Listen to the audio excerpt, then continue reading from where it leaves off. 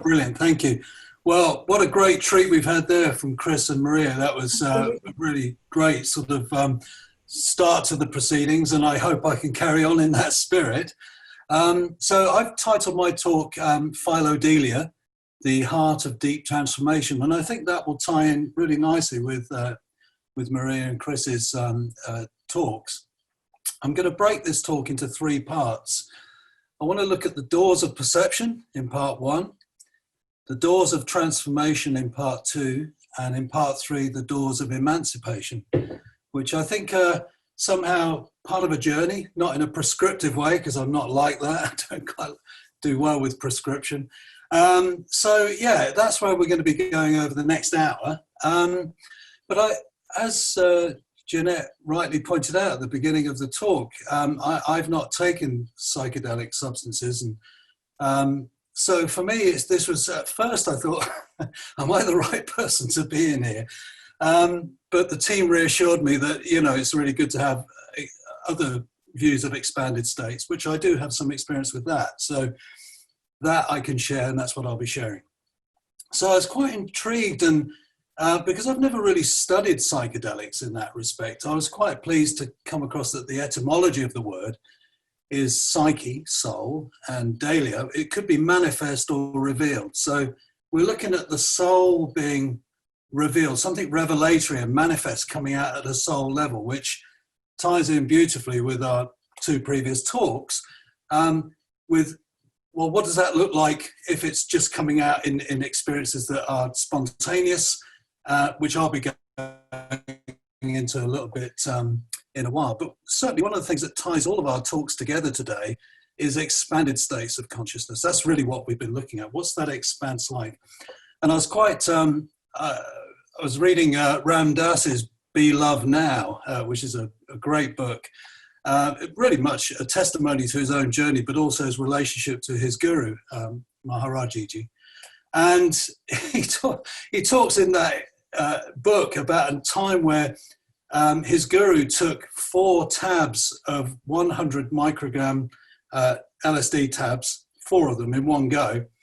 And everyone was waiting with bated breath to see what was going to happen. And he just carried on as normal. And everyone was scratching their heads thinking, what's happened? And it made me think, well, he has expanded. That could be the only logical answer to that his guru had that expanse. And I guess for many of us, we're in that expanding process. So it ties in really well with my own process, which I'll speak a little bit about in part two. But one of the things that has been a real source of curiosity for me is that we live in a time of real ego constriction. There's so many institutional structures that constrict us to a certain way of being and a certain way of doing and a certain way of knowing. And it takes quite a lot of courage to break out of those, particularly if you're tied into a pension scheme and a sort of job situation where you've got to be thoughtful of, which Chris alluded to earlier, actually. But it's also tied in at this time to a shallow materialism, which really has sort of given us no real indicators for the depth that we can achieve and enter into. So from my perspective, those conditions, the ego constriction and the shallow materialism, lead to an atrophy of the soul. You know, the soul gets atrophied if it's not allowed to breathe. And Maria beautifully showed how it goes very much unconscious, and that depth will be working at the unconscious. But if we're not relating to it, then somehow we're at odds with ourselves. We get symptomatic. We get psoriasis, or we get some other thing happening to us, repeat nightmares, or because we're not picking up the process. So we've heard about the conscious mind and the unconscious. And really, if we envelop the soul perspective of all that we're in as a psychosphere, something that's really, we're tied into in this interconnected way, this incredible process of life. And within that, we can have visionary encounters. We can have nighttime dreams, visionary experiences, imaginal sort of sequences in our day. And of course, some of the things that can happen in those visionary states are not always pleasant. And in fact, Aldous Huxley wrote about heaven and hell. in one of his books, the one that tied in with the Doors of Perception. And you can then start to think, well, hang on a minute, is this just an overlay of light? Is this just my personal idea of a heaven or my personal idea of hell tied to my own sort of subjective experiences, or is there something bigger than that? And one of the indicators which give us some insights into heaven and hell, let's just call it for the moment, are near-death experiences. And I was really quite taken when I read about Dawa Drolma. I don't know if anyone's come across her, but she's a Delog, which is somebody who's, it's a quite profound experience she had. She had a visionary experience of Tara, which is one of the goddesses in the Tibetan Buddhist pantheon.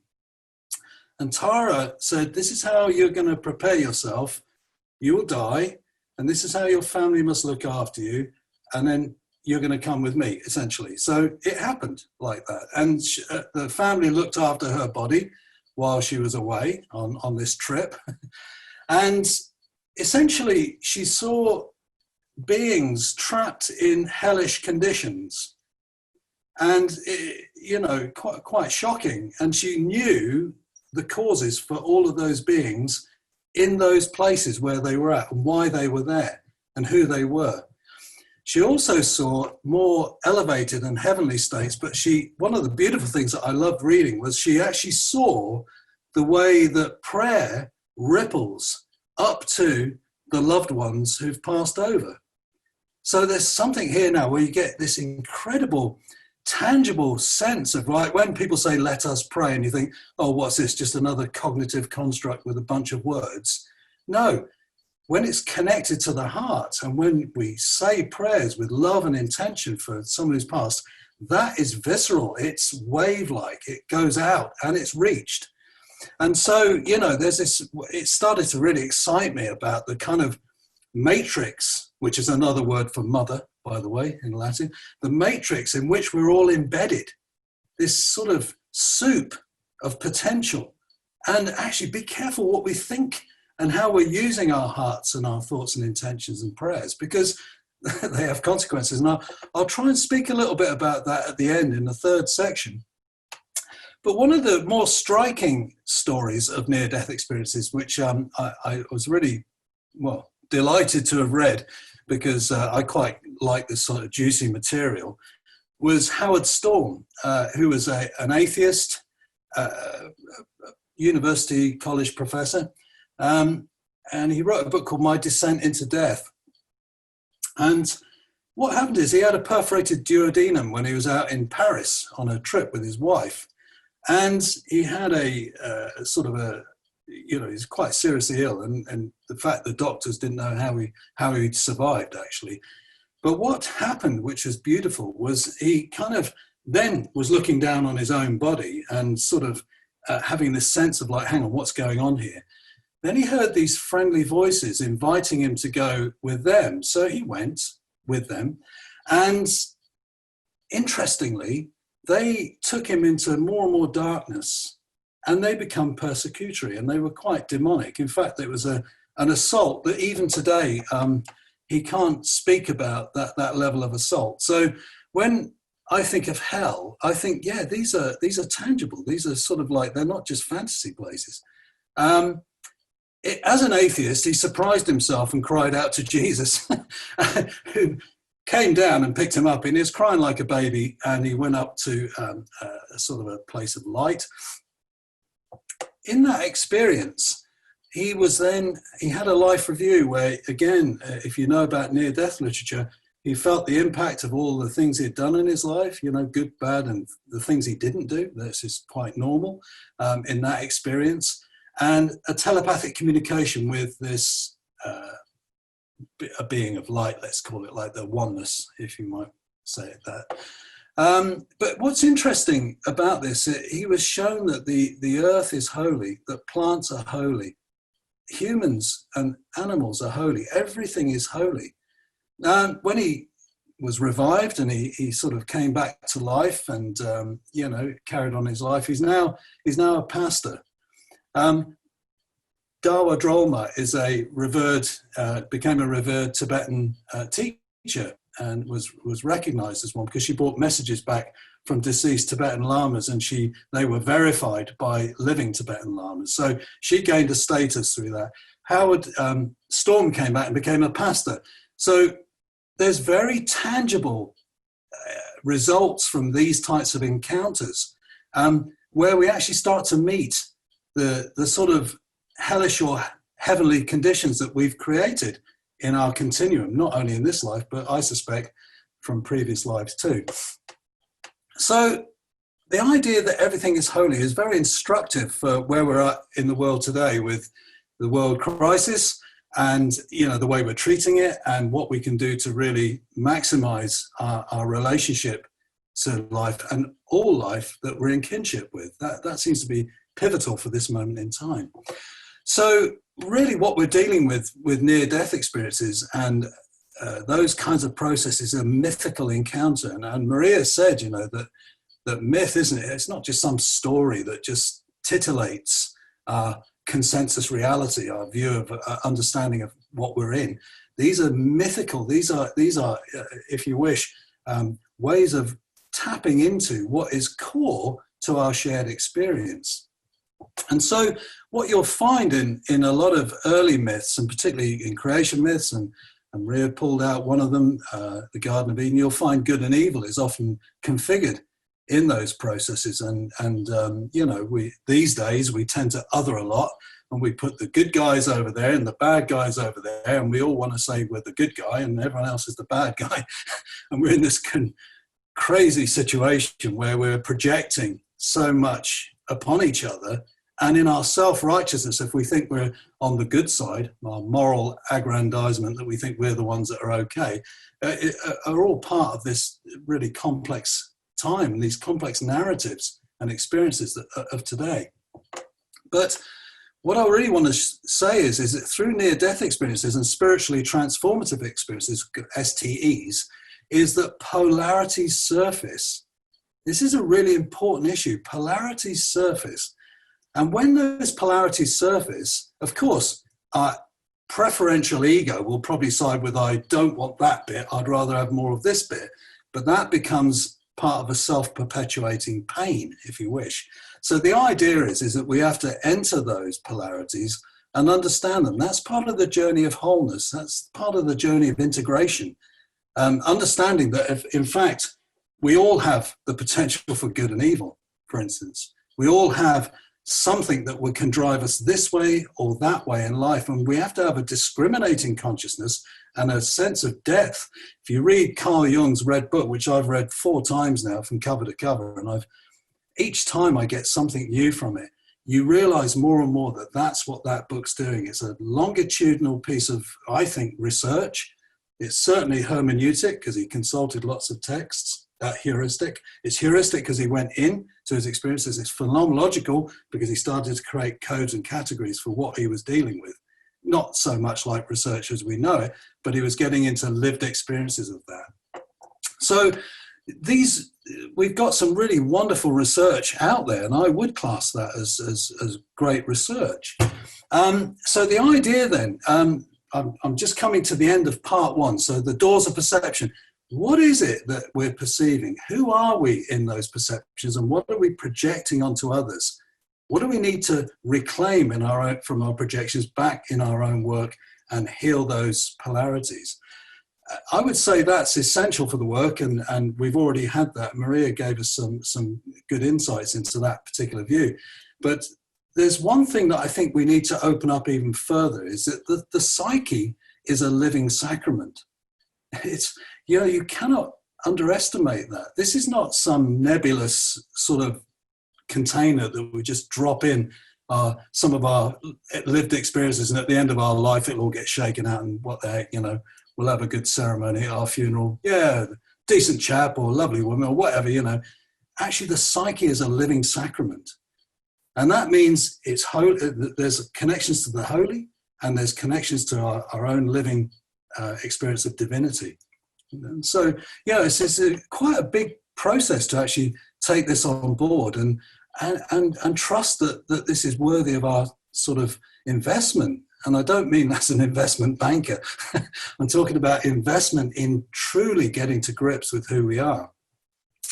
So this leads me on to the doors of transformation, which is part 2 of this talk. And I want to open up this bit with my own story because, you know, this is where, for me, it got hot. Life for me has always been a bit hot and on the coals. I mean, I had a bit of a tricky upbringing. I left school at 15. I had my first court appearance at 15. I had 4 court appearances in total, and I was a bit off the rails and wasn't a very pleasant person, I don't think. But I joined the infantry and I joined the army to get a sort of sense of direction, which it helped, and it was great, actually. I have very fond memories of that. So I became an infantryman in 1974. And then when I left, I traveled for 6 years around the world, going all over the place because I had too much of saluting people. I needed to go off. I grew my hair, became a hippie. So that was 6 years of that because I needed that to get it out the system, you know, being drilled around a parade square for God knows how many times. But after that, I ended up in a Tibetan Buddhist monastery, a tantric college in 83 to 86. You know, on the road, I'd been reading literature like Hermann Hesse, Rabindranath Tagore. I'd been reading all sorts of stuff that just started to open me up a little bit. So a good friend of mine ended up in a Tibetan monastery, and I went to visit him for 2 days and ended up staying, like I said, 83 to 86. So with a rather shaky egoic foundation, I kind of then was meditating and doing these low-level tantric meditations, thinking everything was just going along very nicely, when all of a sudden I had this complete and utter explosion of love and divinity while I was on a train doing mantra. And I started to feel love for everyone in the carriage. Now, that wasn't an experience that I'd had much of in my life because I'd been quite repressed and screwed up, and I wouldn't say love was a theme that I was very connected to. But what happened is I started to feel love for everyone on the carriage, and then it started to turn to bliss. Then I was in a full body orgasmic state. I mean, I was just radiating, pulsing this bliss, and everything was sacred, even litter and all sorts of things. And I thought, whoa. You know, in fact, it lasted for 2 days. It started to tail off after 2 days, and on the 3rd day, it was on the way out. I could barely stand it. It was just, it was beautiful, but it was just like, it was too much at one level. And I think what happened is Michael Washburn, who's a transpersonal philosopher, speaks about this. He said, when you have a big transpersonal experience like that, you can have a momentary eclipse of the ego. And these can be so beatific and beautiful that you get this kind of ego eclipse. Well, that, I believe, happened to me. But what also happened was I had then no checks and balances for all the stuff that I'd been carrying from years, which had been suppressed in my unconscious. So the whole lot came flying up. And, you know, I was in a bad way. I couldn't work for 2 years. And basically, I was full of rage and violence, and it was just all consuming. I had no, the filters are gone, and I was hanging on by my threads to try and keep this together. Like I said, I didn't go to work. I just shut myself away in North Wales for the worst of it, the first 6 months. And then finally, I met somebody who had worked with Krishnamurti, and he was a psychologist, and he said, I think what you're going through, Mick, is quite useful, and it will be productive for you if you can hold it together. And I thought, I was just barely hanging on anyway. You know? So Stan Groff's book wasn't written, and that came out in '89. So literally, I had no understanding of what was happening here, but I trusted this guy's words. I thought, you know, maybe this is going to be all right. But it felt like an eternity, you know, to get through this. But so those feelings of heaven and hell became very tangible for me. The language I would use now is that the first wake up was a numinous experience, the 2-day one, and the longer one was a deep complex which needed sorting. And I had no language for that at the time.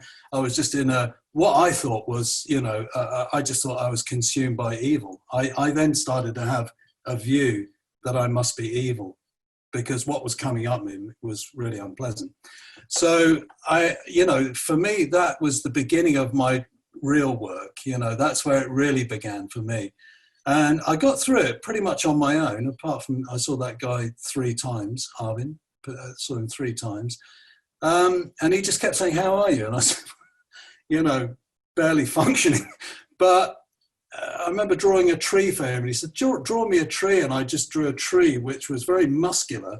It had no leaves on it, and there was all the roots were cut, and the axe was at the bottom of it. I'll never forget that.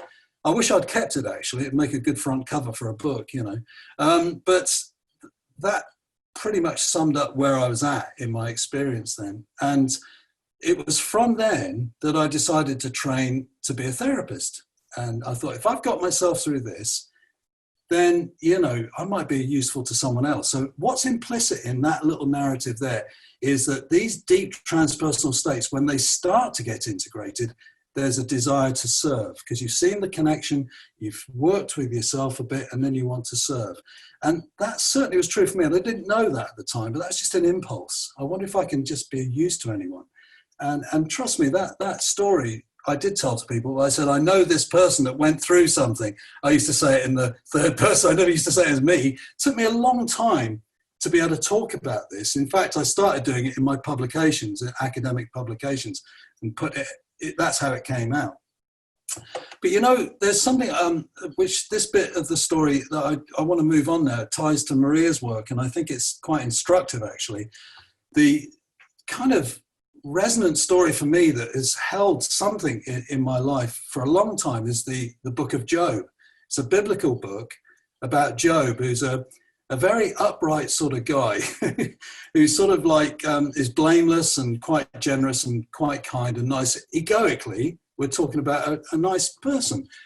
And then all of a sudden, this is what I love in the Old Testament as well. Satan goes up to God and says, here, surely that Job can't be that good. Do you mind if I just give him a little test? And God goes, all right, but don't kill him. So Satan then starts to just get rid of all of his crops and all of his family and his animals and all the stuff. And Job's giving it, what the heck's going on? But he still maintains his uprightness and his faith. And then Satan goes back to God and says, well, look, can I just up the stakes a little bit? Because I just want to really see what's in this guy.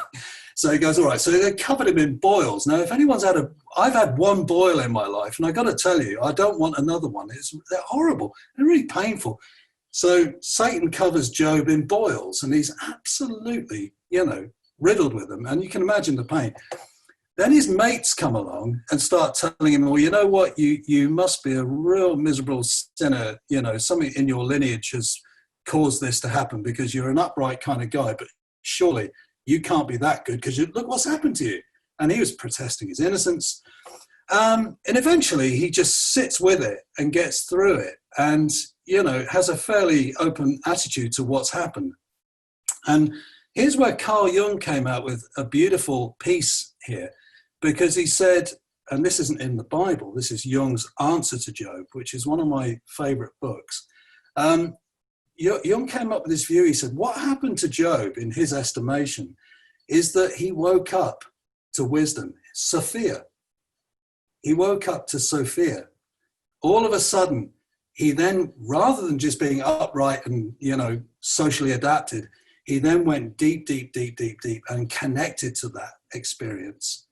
And Sophia, the feminine, was then present and operating in his life. And I think Jung's absolutely correct on that point. And I think from the way Maria's discussed the work, that's exactly what I would put it in that context. So what we're talking about here is not the kind of philosophy that we see in our institutions, such as, the schools of philosophy that are very, very heady and, sort of all mapped out. It's now moving into a philosophy of the heart. This is a wisdom of the heart and knowledge of the heart. And I quite like the word cardiognostica, which means the knowing heart. And that's a beautiful way of then thinking there's a knowing at the heart. And let's put the soul into that equation as well, because then we're actually looking at something that's rich and alive and nourishing us and trying to speak to us and communicate to us in the way that we're living and connecting. So I believe what happens then is we're awakening to something like a spiritual intelligence. It's not just an IQ test or some sort of psychometric tool. We're now waking up to something profound within our experience as an intelligence that's living and is experiential and feeding us as well as waking us up to things. And I love the traditions that sort of cultivate that a little bit as well. And it's not only about having experiences, but also like the cultivation of the nous.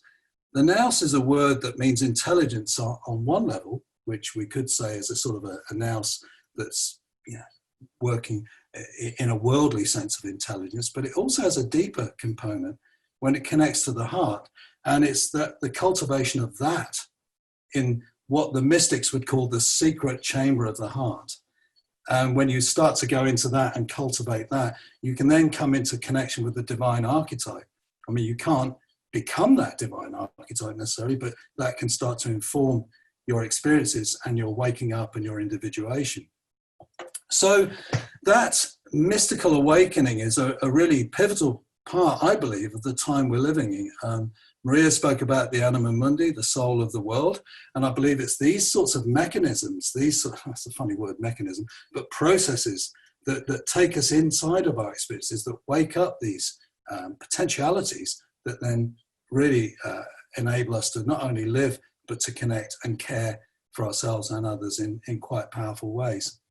I mean, it's interesting that Job, when he finally got through his process, became more abundant, which is interesting. He was already abundant, but actually after that debilitating experience became even more abundant. So more came. So there's something about that it's when you surrender and when you go into those depths, actually you feel more connected and more enlivened in that way.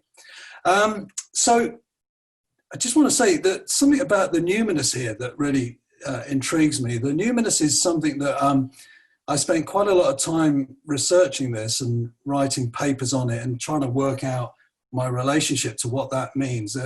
Rudolf Otto did some work on the idea of the holy, and he went around different traditions, cultures, polytheistic, monotheistic, shamanistic, and found that despite the diversity of ways that people expressed or engaged their spiritual work, there was something unifying in that they all contacted something called the holy other, the numinous. And that has two parts, which is the mysterium tremendum, which is a terrifying encounter with divinity. And you'll see that in Howard Storm's near-death experience. That real, crumbs, you're meeting something here that's bigger than you can ever imagine. And there's the fascinans component to that, the mysterium fascinans, which is that sort of beatific, beautiful, shimmering, lovely, alive, luster kind of experience. And so there's the two poles again. You've got, good and evil, numinous and shadow complexes. And then you've got the sort of the tremendum and the fascinans, And our work is about sort of, not becoming one or the other, but just integrating more and more, becoming more connected to those processes.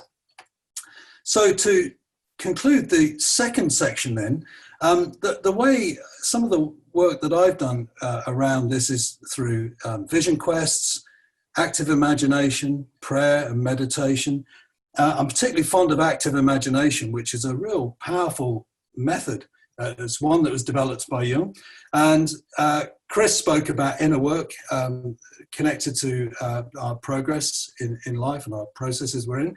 So the active imagination is inner work, going into, so if we have a dream figure that comes up and it feels different to us in our everyday identity, that we can actually just dialogue with it a bit and find a bit more about that, or an experience that we can project onto in the world, that we see a beautiful tree and we dream into it a little bit more. That's active imagination. I developed something called Imaginative Action because one of my trainings is as an occupational therapist through doing. And imaginative action would then be bringing all of the active imagination that we've been doing as inner work and starting to live it as outer work. And then really connecting up, what we're living as inner work expressed as outer work. And those two are quite complementary. and they become a sort of an interesting feedback loop. But one of the words that really inspired me was from Caroline Myss, and she wrote about active illumination. And I think that's a beautiful word, actually, active illumination, because I would say we've got the inner work of active imagination, the outer work of imaginative action, and we've got then the great work of active illumination. The great work is what we're in right now, should we choose to go there. This sounds like Mission Impossible, doesn't it? Well, it might be, but let's go for it anyway. So the idea of active illumination means that we're understanding those inner and outer processes have a much wider sense of relevance to our journeys, not only individually, but together and in relation to other species and nature as a whole. Because it's not only us that gets illumined. I mean, we know when you do active imagination outside, and I've done this a lot, if you do active imagination outside, nature comes to you. Nature's very much part of this. I've got some wonderful stories which I've written about in my books of people having moments of just incredible connection through their active imagination work. So, we've got to just remember that this is a really powerful way of going inner work, outer work, the great work, and really holding that great work as a vision of connectivity with all life. So, moving on to part 3, the doors of emancipation. I don't know why that word popped in my head, but it did, so I'll follow it. Freedom, I guess, is what it's referring to. But I just want to talk about a little story I read in a book called The Way of the Pilgrim. I don't know if anyone's ever read that. It's an amazing book. It's about a guy who walks right across Russia for 13 years, and all he's got is a Bible and the Philodelia, which is a book of the early 2nd century Christian saints in the deserts. And that's all he's got. And he just has these wonderful adventures. But he comes across a guy who's a deserter. And I think this is going to start to put things into perspective, this story, because the guy's deserted from the army. He then meets somebody who's just left the army. He's been deserted for a few years. He meets somebody who's just left the army and basically has got some papers that he doesn't have. And they're about the same age and roughly about the same sort of, what all the details fitted. And this guy died. So the guy took his papers. He then lives a life of, he gets into some right messes. He gets into stealing things, deceiving people. People die around him. And I mean, he's not a good person to be around, I don't think, But what happens then is he starts to feel really depressed and really low, this guy, the deserter. And he meets the pilgrim, the way of the pilgrim. He meets the pilgrim on a walk. And the pilgrim notices that this guy is really in a bad way. And he says, what's wrong with you?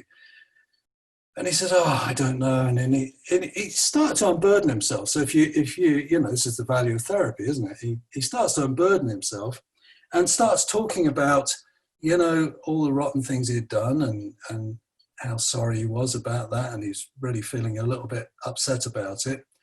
But it's the starting of beginning to be real and to really see what's going on in the soul rather than just playing games. He's now encountering something.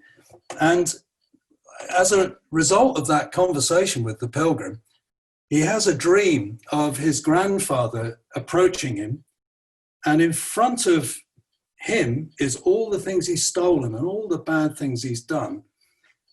And his grandfather's really, really angry, and he's looking at him really sternly. And he was quite a spiritual person and a very upright person. And the deserter, the soldier guy, all of a sudden the ground opens up, the earth opens up. That's a beautiful thing here. He drops in, and then the earth pressurizes him on his chest. He's up to his chest. He can't breathe. And his grandfather, who sounds quite a sort of character, says, "Let him have it. Let him have it." So in the dream, this guy's getting crushed by the earth with all the objects that he's stolen in front of him. And the grandfather saying, "More, harder." And this guy's going, anyway, he wakes up in a shock, and he's in an affect for days, and he can't shake it off. So he tells the pilgrim, and the pilgrim says, "Try a prayer, have a pray, see what happens." So the guy prays, and he feels a little lightness on his load. And then he goes and has the big confession, gets it all out, and feels much lighter. And the result is he then has a dream again of being on the same plot of land where the earth swallowed him. And his grandfather appeared, but this time he's smiling.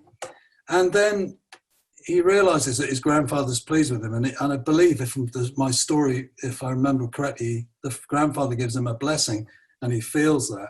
And he gives him some spiritual advice.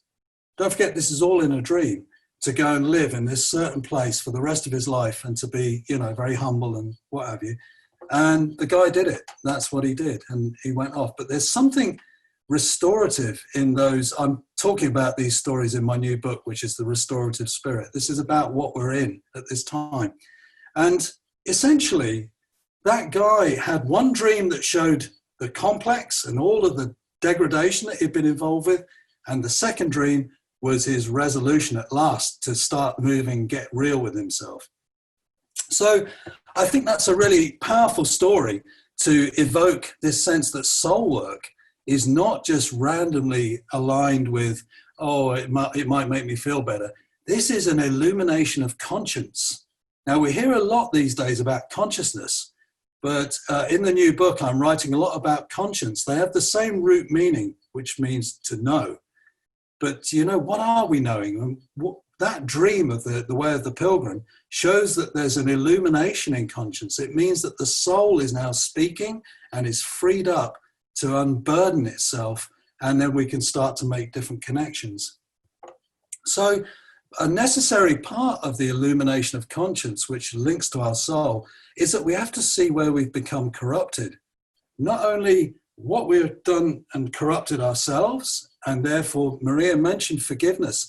This is a big part of the work, of the restorative work that we've got to do, is to forgive ourselves, forgive each other, forgive what we've done to the earth and to animals, all the billions of animals that are just being hacked to bits and abattoirs every day.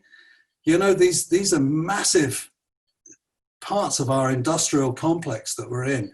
And so the illumination of conscience means having the strength of mind to be able to do that work as an honest broker, that this is not just, something, just pass through this bit and then it'll all be fine. This is a radical transformation. And I believe that it's only by doing that we will be, freed up enough to live in and co-create an improved future. So it's about restoration and renewal. There's something about that, but there's something about remorse as well. And there's a touch of a moral conscience in here, not that it's moralizing according to somebody else's view, but when we see the consequences of what we've been involved with, it will invoke a moral position. And you'll see this in near-death experiences. You'll find in near-death experiences that people have, when they have a life review, there's a non-judgmental, panoramic view of seeing the consequences of actions that have been that they've done to others, but they feel the consequences of those actions on themselves. So there's a lovely sort of, to use Maria's word, reciprocity there, in that whatever you think you've done and you think that's it, that's the end of that one, nobody found out, did they? Tee-hee. Well, hello, if you think CCTV's bad in our culture, there's a divine CCTV that's capturing everything. So we're not free of it. And all the near-death experiences that show this, people come back radically transformed to love, to caring for others, and to really making a different way of in their lives. So these are not lightweight. These near-death experiences, and Howard Storm was told, near-death experiences are one way that we're going to try and help humanity to wake up to what they're doing to the world and to themselves. So there's a whole process here about really capturing the honesty and the integrity of this work. And that means bearing witness to your own degradation and being honest with how much you've done, all of us, what we've done to the world, to others, and who we are in our thoughts and imaginings, projections, the little ones that we don't want anyone to know about. And there's room for that sort of work to be done. It's necessary and critical. So it leads me on that this is a a real key part of soul progression. You know, I mean, the spirit is what it is, and we have moments of spiritual awakening. The spirit is one, it's whole. The soul can be progressed and it can be degraded. You know, it's up to us how we work with the soul. So this is a really important piece that we've got to pick up soul progression, which I'm going to do a talk next week, funny enough, on this. It ties to individuation, soul progression as individuation. And if we think that individuation is just some sort of folly for the individual to just have a momentary, oh, I'm just going through indulging myself as an individual with all my dreams and blah, blah, blah. It's not, because the correlate word for the individual that goes with individuation is individus, which means undivided, which means if you're on a path of individuation, you are becoming whole. You're willing to accept that premise that you are part of a whole. It means you have to really go beyond your egoic preferences and to find some soul connection. And I want to talk about this in a way in a minute. I'll just keep my powder dry because I've got a few things to talk about before I say what I want to say. But it's really important that soul awakening and how that connects to other species, nature, and the cosmos is a really important link. So one of the things I mentioned in my talk today that is going to be called Philodelia, and I've hardly mentioned that, so I'll mention it now. Philodelia is love manifest, love revealed, if you look at the etymology of the meaning of those words. And it's something that I think Philodelia is got to be key for people-planet restoration. And there's so many ways that love can come out in our lives, agape being one of them, that sense of communal, bonded and sacred love for others and all life. But I've just put together 5 little snippets that I want to play around with. And they're all homage to Maria's great culture. The first one is the Philokalia, which is the love of the beautiful. And that's a book that I mentioned earlier, written by the sort of Christian mystics from the 2nd century and onwards. But I just love the term, the love of the beautiful. You know, the idea that we can then have this divine connection, this sense of being in a living mystery, because that's what that is about, the beauty of that living mystery. So I think Philokalia would be one really beautiful way to honor this work, this connectivity between ourselves, others, other species, and the cosmos as a whole. The second word is Philotimo, which is the love of honor and the love of really creating virtue and gratitude. These are really powerful things that you, like we said earlier, when you pray with your heart, it radiates out in a field. And Dawa Drolma saw that in that near-death state. She saw it happening to people. And I believe, through reading the work of Allan Kardec quite thoroughly recently, his collected works, you can see that spirit tells a lot of our sort of people that are getting these messages, mediums, that actually that's how prayer works. And I trust that. So Philotimo, the love of honor, love of virtue and gratitude. The next one is Philozania, the love of strangers. I mean, there's so much xenophobia in the world at the moment. And there's so much hatred of oh, crumbs, you know, on all these media platforms and trolls or whatever they're called. And Philozania is the love of strangers. But for me, that isn't just humans. That's kinship with all life. That's everything that you think is strange to you, i.e. different. And so Philozenia is, to me, a really powerful way forward in our understanding of connectivity with life. The next one is Philopoiesis, the love of creation. And here, the reason I've put this one in is because it's about co-creating with the divine. If we've understood that the divine can come to us and inspire us and help our soul progression, we can't become the divine. That'll be an inflation and you'll blow a fuse. But you can be touched by that and inspired by that and gradually enlightened as a soul progression through that. Then Philopoiesis is the love of creation as co-creating with the divine. And to my mind, this is really pivotal for what we're in at the moment. And the last one is Philopraxis, the love of doing, the love of action. And for this, I would say that it's about sacred activism and sacred action.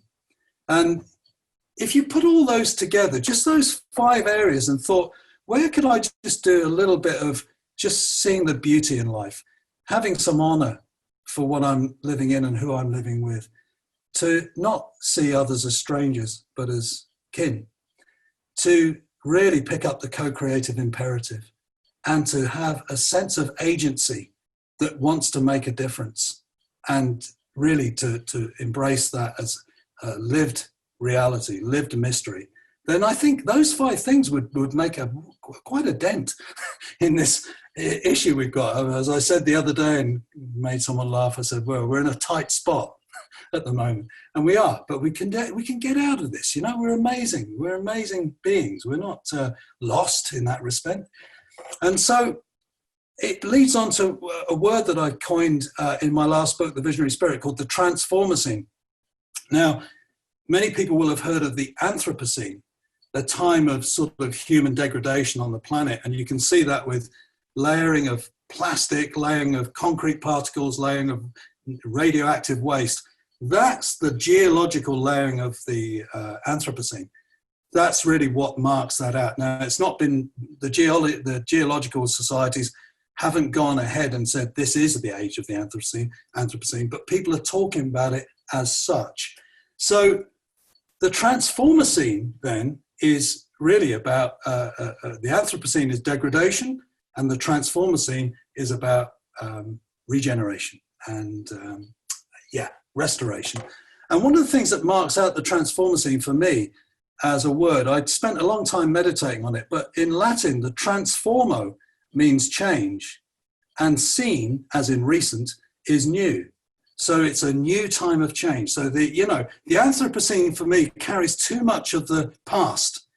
A word like the Transformacene brings it into something which is really proactive in making this move forward in a way of really honoring that collective individuation that we're going through at the moment. But as ever, the details are always in the words, and I think I do love words. So if you think of the word Anthropocene, that we know is human, a time of human degradation. But if you look at the alchemical, mystical sense of the anthropos, it's the group soul. And Marie-Louise von Franz spoke about this beautifully in some of her work. So the anthropos is the group soul. Now, here's where I think it ties in really beautifully with Maria's work there. If the individual soul work that we do to progress and work through whatever it is we're trying to wrestle with, because it won't be prescriptive. Each of us will have different soul narratives and different soul experiences and different illuminations of conscience to work with. So it won't be uniform. But if we do that work, but do it with others, the anthropos, the group soul, then starts to resonate. Then we connect further with the anima mundi, the soul of the world. That tripartite approach is one way that we can galvanize and activate this soul journey as individual, group, and world work. So the 3 together are complementary in that respect. So I'm very aware of time, and I just want to sort of start wrapping up a little bit now. But if I think about Alan Watts and his wonderful book, The Wisdom of No Escape, isn't that really the title for the world that we're in at the moment? The wisdom of no escape. There's no way out of this other than going through it. And that's another word, when you look at the word transpersonal, trans means beyond and through. So the only way through this, I believe at the moment, is to really get rich and deep at a soul level with our spiritual work, transpersonally orientated, drawing on all the wonderful indigenous culture, the therapy world that we've got, so beautifully rich work we can draw upon, and that wisdom of no escape. And if you look at one of the things that I just want to make reference to Chris's book, the book on LSD. In the book, he mentions karma, and this is a time of collective karma. And I was very excited to read that, because in my studies of Allan Kardec, who I've just read, in 1860, he was making very similar, quite different, but similar propositions about we're living in a driven by karma, we reincarnate, and Kardec spoke about a time of coming of real sort of problems on the planet and escalation in things like earthquakes and, you know, environmental catastrophes as being the time where humanity will have to really embrace stepping up. And Chris discovered this in one of his LSD sessions. And so this whole correlation there between these different methodologies. Kardec consulted, he had about 10 really gifted mediums who would then get information from spirit, and he would then sift and sort and collate all of these from different people who were different mediums that were sending him stuff. And he would then start to collate these kind of experiences. And, you know, when you start to see sources coming from psychedelic work, spiritual mediumistic work, you start to think this is really interesting now that we're getting similar resonances there. So the wisdom of no escape, absolutely. There is no way out but through.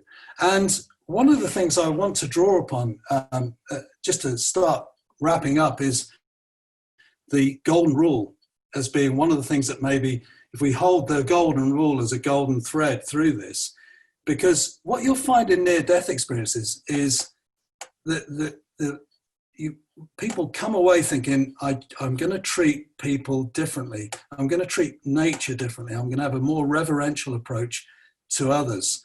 Because the golden rule is whatever you put out comes back. Now, we know in near-death experiences, they feel the consequences of their actions. But of course, we know also, Tibetan Book of the Dead, that those are the samskaras that will then be that propel us on another reincarnation. So yeah, this stuff, working with this stuff is really important. And the golden rule means, you know, treat all life as you would wish to be treated. And essentially, you know, not only other humans, but other animals and everything, treat it as you would wish to be treated. So it's a real injunction to, you know, getting out of this sort of self-reverentiality that we have so enmeshed in our society these days, and starting to think about others and having, if we feel that about ourselves, fine, but now treat everyone else in the same way. So, like I say, we get that from NDEs, near-death experiences in the life review, and it really wakens us up to that idea of love and sharing. And so, to bring this to a bit of a close now, we're in a time of, it's a collective rite of passage, and Chris was pretty much saying that in his talk. And I think one of the things that comes through this is selfless service, you know, not self-service, which you see in so many of our, not that, but selfless service. And that goes with the transpersonal beautifully. The transpersonal is ecological, that's true. Every time, like my experience, the minute I had that experience, I saw everything as holy. That's ecological, you're part of a bigger whole. So the idea then that this collective rite of passage is selfless service gives us the hope that, in fact, you know, doing something for others in whatever way helps us to do that, whatever it is, whatever our gifts and talents are, but to do that. And as Ram Dass said, be love now, you know, but only be it, do it, you know, how do you do love? And maybe that's a question. But I think just drawing this to the close now, I read 5 volumes of Allan Kardec. They're about 460 pages each. One of them is called Heaven and Hell. They're quite thought-provoking books, bearing in mind they were written in the 1860s, so they got that feel to them anyway. But there was a little passage, and I'm going to paraphrase it now, that came out of one of the books. And I've got to be honest, I even took a picture of the tears on the footstool that I was on my knees weeping over. I took a picture of the amount of tears that were on the footstool, because I was amazed at what came out of me when I heard these words. And there was something about the idea, what led up to these words is treating others with a sense of moral value and love and compassion and service. All these were parts of Kardec's discussion going forward. And he said, because if you don't, you're the only one that's carrying your own burden across another lifetime. That's just you're creating that. And so he said this, and this is paraphrased: the robes we weave in this life are the ones we wear in the next. Now, if you could teach that to people at a young age and say, you know, be thoughtful, you know, because this is going to have a consequence. And I got to be honest, with my background, I'm blooming heck, you know, I can only imagine what robes I've woven, but you know, I'm trying to gild them a little bit at the moment. And if I just at the end of my life trying to put a few nice bits on there, but my robes are tatty, you know. But that's okay, because part of the story is being honest and stepping up and really having that illumination of conscience and saying, yeah, I did that. I have remorse. I'm sorry. I did quite well not crying till this point, but yeah, that moves me so much. I'm sorry. I'm sorry I did that. And if we can reach into our experience and have remorse for what we're doing, and I thought you said it beautifully, Maria, but the ecocide that drives the war because of scarce resources, and then we just attack each other. I'm sorry that I'm part of that. I'm sorry. What can I do to be different? How can I change my ways? I think if we can really understand that what we're weaving now is what we will carry forward. But again, there is no escape, because as Alan Kardec says, you know, if you just got a load of shadow and you die with a load of shadow, you go into the shadows. You saw that pretty much with Howard Storm. He was straight to the shadows because he was just, you know, he had no sense of divinity.